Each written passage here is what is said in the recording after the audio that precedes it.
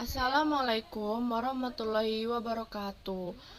Nama saya Rista Widya Paramesti dari kelas Hukum Tata Negara G1 dengan NIM D1A 020452 ingin menyampaikan sebuah materi yang berjudul Sumber Hukum Tata Negara. Pengertian sumber hukum disebut juga source of law. Sumber hukum lebih menunjuk kepada pengertian atau asal-muasal suatu norma berasal. Sumber hukum terbagi menjadi dua arti, yaitu arti formil dan arti material. Arti formil itu sendiri adalah sumber hukum formil yang memiliki bentuk tertentu dan mengangkat secara umum. Sedangkan sumber hukum material yaitu sumber hukum yang berasal dari sumber hukum formil itu sendiri. Pengertian sumber hukum menurut para ahli. Yang pertama, CST Council. Segala apa saja yang menimbulkan aturan-aturan yang mempunyai kekuatan yang bersifat memaksa, yakni aturan-aturan yang dilanggar mengakibatkan sanksi tegas dan nyata. Yang kedua, menurut Jimli Ashidiki, yaitu tempat dari mana asal-muasal atau nilai atau suatu norma itu berasal. Sumber hukum menurut Han Kelsen. Yang pertama, sebagai sumber hukum. Yang kedua, untuk menilai alasan. Yang ketiga, untuk hal-hal yang bersifat non-yuridis seperti norma, moral, etika, dan sebagainya. Sumber hukum menurut Han Kelsen terbagi menjadi 5, yaitu sebagai asas hukum. Yang kedua, menunjukkan hukum terdahulu yang memberi bahan-bahan pada hukum yang berlaku sekarang. Yang ketiga, sumber berlakunya atau memberi kekuatan yang berlaku.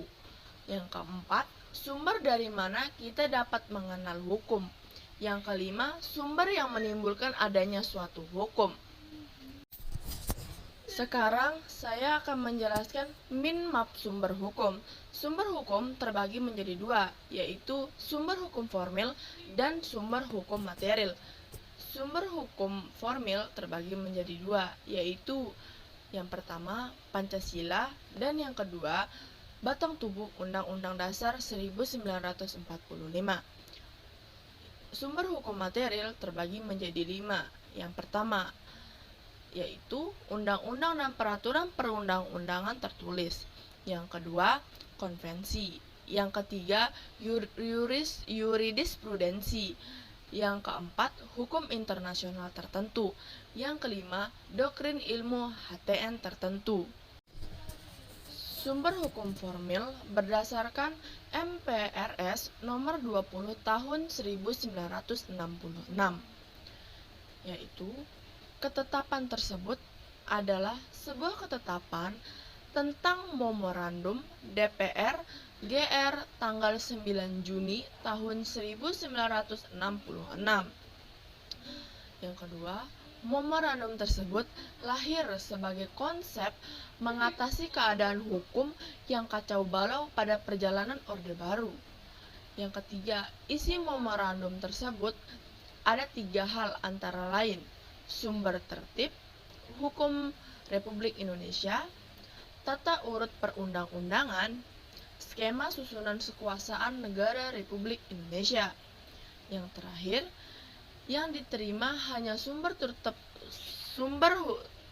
hukum dan tata urutan perundang-undangan. Sedangkan sumber hukum material ada 5. Yang pertama, peraturan perundang-undangan. Yang kedua, konvensi dan kebiasaan. Yang ketiga, yurisprudensi.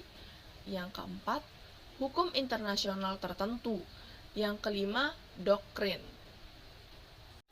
Sekian penjelasan singkat tentang sumber hukum tata negara dari saya, Kurang lebihnya mohon dimaafkan. Terima kasih. Assalamualaikum warahmatullahi wabarakatuh.